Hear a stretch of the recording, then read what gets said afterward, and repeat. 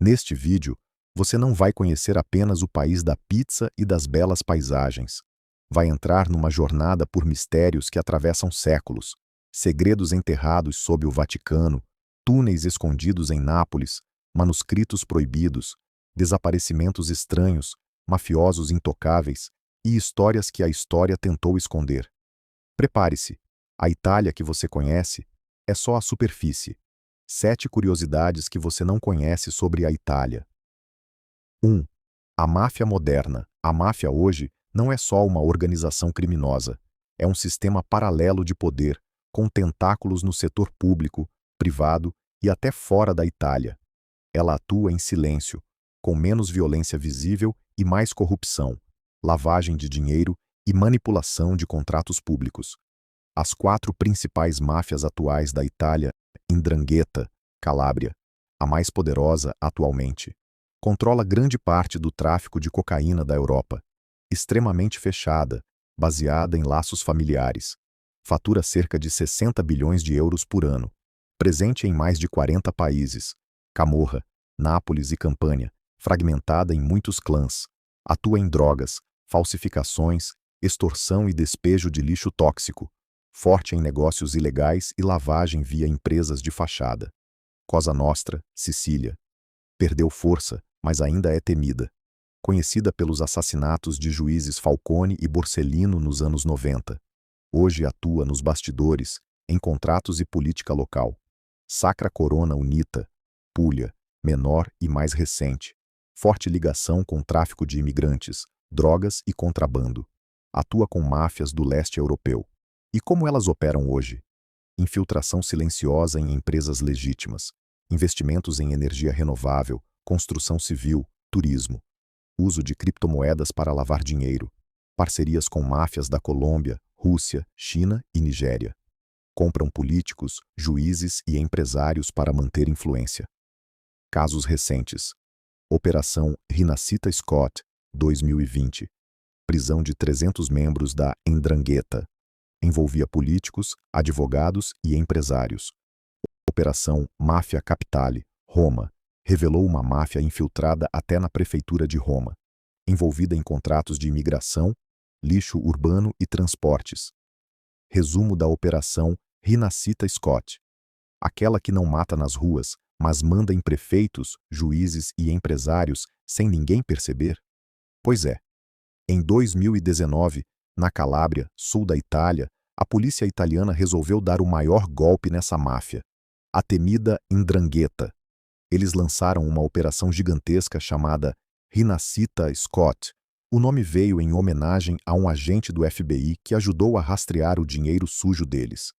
Numa madrugada, mais de 3.000 agentes cercaram cidades, escritórios, mansões e prenderam mais de 330 pessoas de uma vez só. Não eram só mafiosos com cara de vilão de filme. Tinham políticos, advogados, empresários ricos, policiais e até ex-deputados. A máfia estava enfiada em tudo: contratos públicos, hospitais, turismo, até em eleição. Era como um governo paralelo que agia no silêncio, sem sangue nas ruas, mas com grana, influência e medo. Essa operação foi a maior desde os anos 80 e escancarou uma verdade sombria. A máfia moderna não usa mais pistola, usa terno, caneta e poder. E uma das curiosidades sombrias sobre essas máfias são que elas não operam só na Itália. Tem bases no Brasil, Alemanha, Canadá, Austrália e África.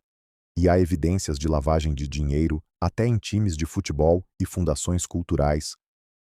2. Vilarejos fantasmas da Itália. Esse é um dos lados mais misteriosos e quase desconhecidos da Itália. Vilarejos fantasmas e rituais esquecidos, que sobreviveram em regiões afastadas, longe do turismo. É onde lendas, superstições e práticas antigas ainda deixam suas marcas. Vamos explorar. Imagine uma vila inteira, abandonada, casas de pedra cobertas de era, janelas abertas com cortinas que ainda balançam com o vento, mas nenhum som de vida, nem um cachorro, nem uma alma. Na Itália, existem centenas de vilarejos fantasmas, lugares onde o tempo parou. Gente que foi embora por terremotos, guerras, pobreza, mas deixou tudo para trás. Móveis, roupas, fotos nas paredes. Um desses lugares é Craco, na região da Basilicata. Um deslizamento expulsou todo mundo nos anos 60, mas quem visita diz ouvir sinos tocando sozinhos, portas que batem, e uma sensação estranha de estar sendo observado. Já em Balestrino, no norte da Itália, há quem jure que à noite ainda se ouvem vozes em latim e sons de passos. Mas o mais sinistro, alguns desses vilarejos ainda guardam rituais antigos, que sobreviveram escondidos por séculos. Rituais de proteção, feitiços de amor, exorcismos populares e até festas com máscaras demoníacas. Na Sardenha, os mamutones desfilam como se fossem espíritos pagãos, cobertos de sinos e couro. Em Coculo, uma cidadezinha esquecida, existe uma festa em que as pessoas se cobrem com cobras vivas, como parte de um antigo ritual de cura. Esses vilarejos são mais do que ruínas. São portais para um passado esquecido, onde a linha entre realidade e superstição ainda é muito tênue. E talvez perigosamente viva. Assustador, não mesmo? Mas e aí você iria visitar esses lugares? Me fale aí nos comentários. 3. Agora vamos falar da maçonaria e de um suposto assassinato. Você muito provavelmente já deve ter ouvido falar sobre a maçonaria, né? A maçonaria é uma sociedade discreta e iniciática que existe há séculos e reúne pessoas em busca de autoconhecimento, desenvolvimento moral, espiritual e fraterno. Ela usa símbolos da construção civil, como o compasso, o esquadro e a régua, para ensinar lições de ética, sabedoria e responsabilidade. Surgiu oficialmente na Europa no século XVIII, mas tem raízes ainda mais antigas, ligadas a pedreiros construtores medievais. Mas sempre tem alguma coisa a mais, não é mesmo? O assassinato do Papa. Você já ouviu falar do Papa que morreu com apenas 33 dias de pontificado? Era 1978. O mundo assistia à chegada de um novo líder espiritual, João Paulo I. Sorridente, humilde, parecia diferente. Mas talvez ele fosse diferente demais para o Vaticano. Nos bastidores da igreja, o novo Papa havia começado algo perigoso, uma investigação silenciosa. Ele descobriu que o Banco do Vaticano, controlado por figuras poderosas, estava envolvido em corrupção, lavagem de dinheiro e até ligação com a máfia. E o mais assustador? Vários nomes ligados ao banco faziam parte de uma loja maçônica secreta e ilegal chamada Propaganda Due, ou simplesmente P2. A P2 não era só uma fraternidade. Era uma rede infiltrada nas altas esferas da Itália, políticos, generais, juízes, empresários e até cardeais. O objetivo? Controlar o país nas sombras. João Paulo I, em silêncio, planejava remover pelo menos 121 figuras da Igreja e do Vaticano envolvidas nesses esquemas. Mas ele nunca teve tempo. Em uma madrugada calma, 33 dias após sua posse, ele foi encontrado morto. Sem autópsia, sem explicações, sem alarde. Os documentos que ele havia separado sumiram. A posição do corpo mudaram antes que alguém visse. Dias depois, rumores se espalharam. Ele foi calado. A verdade era grande demais para ser revelada. Coincidência? Ou um aviso silencioso? Anos mais tarde, o escândalo da loja P2 viria à tona. A Itália descobriria que essa sociedade secreta tinha braços em todas as instituições de poder, inclusive no Vaticano. Mas o que nunca ficou claro é: quantas dessas sombras ainda estão lá? Quantas continuam ditando as regras em silêncio? E se João Paulo I tivesse vivido, o que mais ele teria revelado? Será que a morte do Papa realmente foi uma coincidência? 4. Vaticano e escândalos ocultos. E mais uma vez o Vaticano está envolvido nessa história. Um dos maiores escândalos? O caso do Banco do Vaticano. Durante as décadas de 1970 e 1980, o banco foi acusado de lavar dinheiro da máfia, esconder bilhões de dólares e até financiar guerras silenciosas. O escândalo culminou na quebra do Banco Ambrosiano, cujo presidente, Roberto Calvi, foi encontrado morto, pendurado sob uma ponte em Londres. Acredita-se que ele sabia demais. Outro mistério? Os arquivos secretos do Vaticano. Uma coleção de documentos históricos que vai de cartas de reis e imperadores até arquivos sobre o nazismo, a Inquisição e até o possível contato com civilizações antigas, tudo trancado a 7 chaves. Pouquíssimos têm acesso, e quem fala demais desaparece do mapa. E tem mais: escândalos envolvendo abusos encobertos por décadas, redes internacionais de silêncio e até denúncias internas de chantagens, espionagem e infiltração de seitas dentro da própria Cúria Romana. Alguns afirmam que há dentro do Vaticano facções em guerra, que se disfarçam sob vestes religiosas, mas agem com interesses políticos, financeiros e até ocultistas.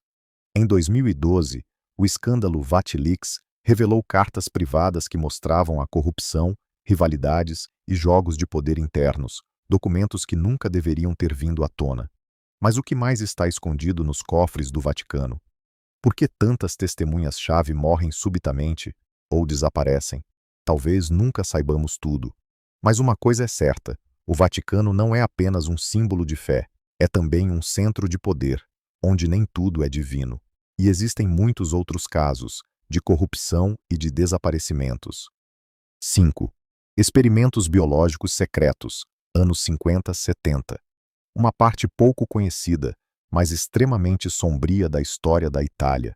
Entre os anos 1950 e 1970, em plena Guerra Fria, o país foi palco de experimentos biológicos secretos, testes militares e até colaborações silenciosas com potências estrangeiras.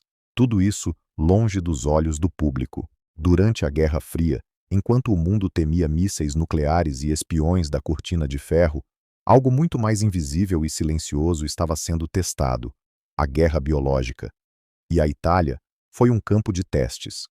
Entre as décadas de 1950 e 1970, surgiram relatos e documentos indicando que o país teria sido palco de experimentos com agentes biológicos e químicos, muitos deles feitos em segredo absoluto, com o envolvimento de forças estrangeiras, principalmente dos ex-SESDA e da OTAN.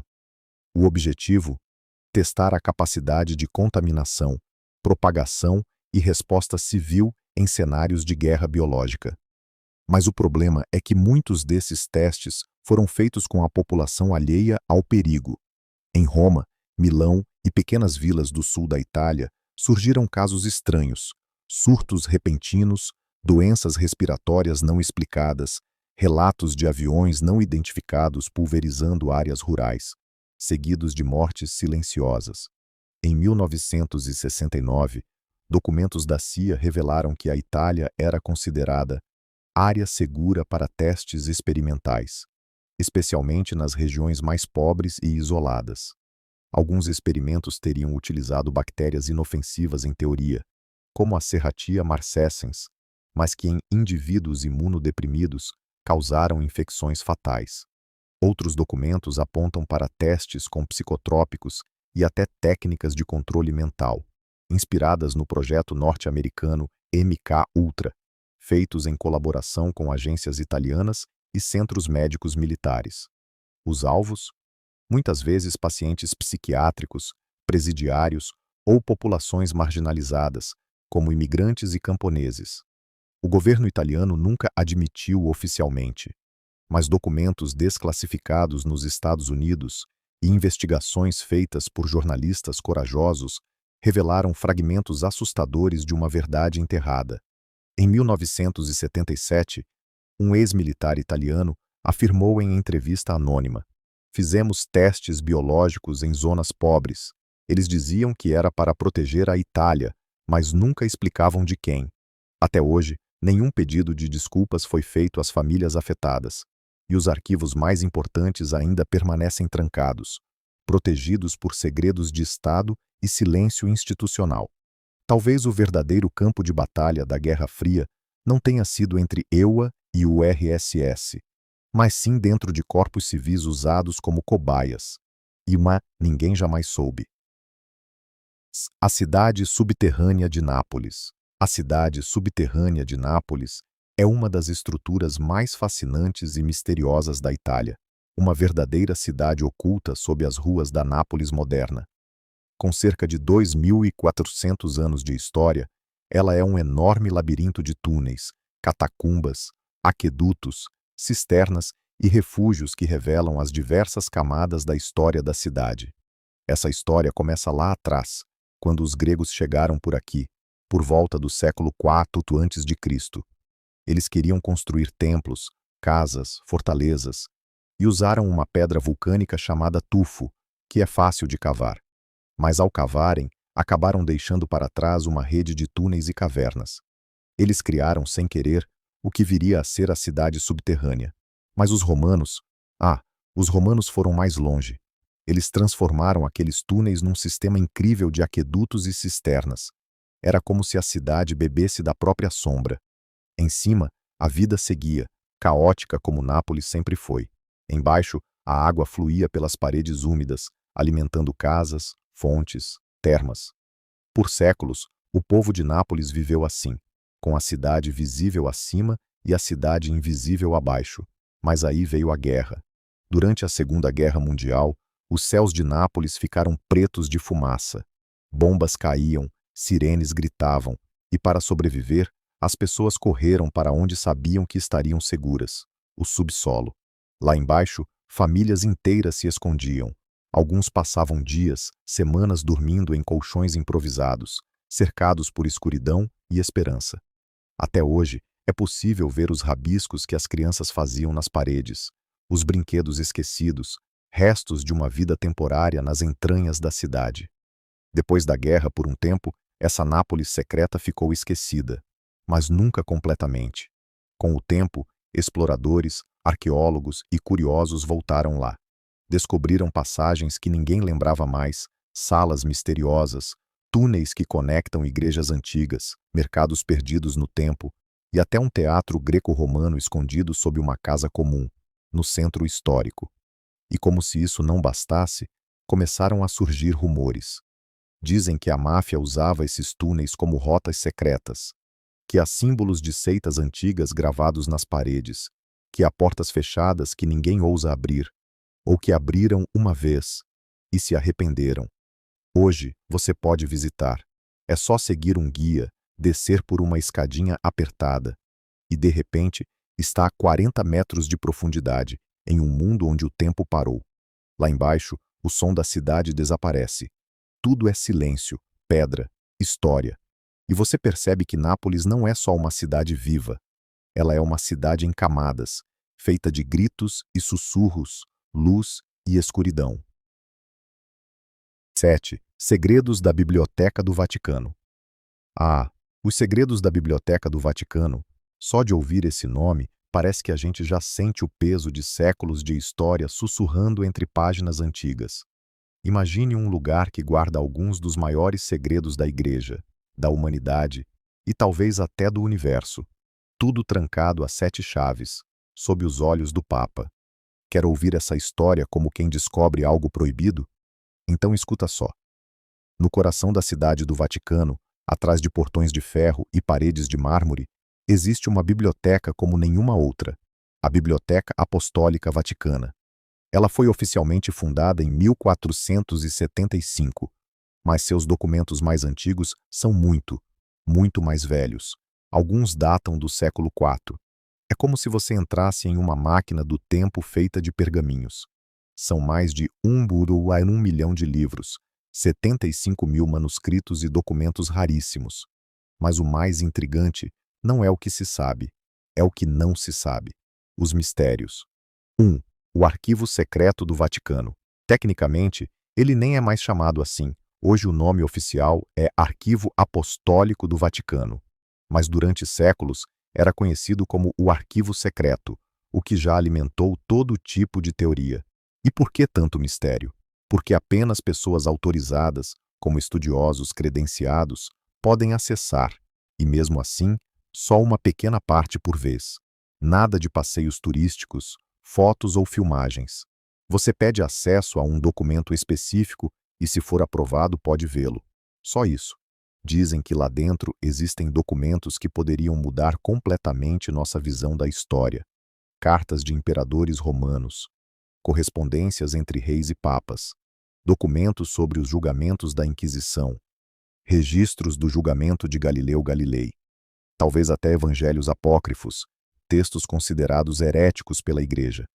Alguns acreditam que lá existem manuscritos com descrições de artefatos místicos, mapas de civilizações perdidas e até informações sobre encontros extraterrestres. Isso mesmo, o cronovisor. Essa é uma das lendas mais bizarras envolvendo o Vaticano. Em 2002, um padre chamado François Brune publicou um livro afirmando que o Vaticano possuía um aparelho chamado cronovisor, uma espécie de televisão do tempo, que permitiria ver cenas do passado, como a crucificação de Cristo. Segundo ele, o aparelho foi construído por cientistas do século XX, inclusive pelo padre e físico italiano Pellegrino Ernetti, e depois guardado no Vaticano para que não caísse em mãos erradas. É ficção? Teoria da conspiração? Ou tem algo escondido que nunca saberemos? O que sabemos? E o que nunca saberemos? A Biblioteca do Vaticano é um lugar onde a luz do conhecimento encontra a sombra do poder. Um lugar em que a Igreja manteve por séculos o controle sobre a informação, decidindo o que o mundo podia saber e o que devia permanecer trancado. Por mais que hoje a biblioteca tente parecer mais acessível, abrindo parte de seu acervo para pesquisadores, o coração verdadeiro da coisa continua inalcançável para nós, meros mortais. Ali, talvez estejam os segredos do universo, ou talvez estejam apenas os pecados da história. É um mistério que nunca iremos descobrir. E é isso, gostou dos mistérios? Deixa o like, se inscreve no canal e comenta. Você acha que o Vaticano realmente esconde algo que mudaria o mundo? Comente aí sobre qual país ou cidade você quer conhecer o próximo vídeo.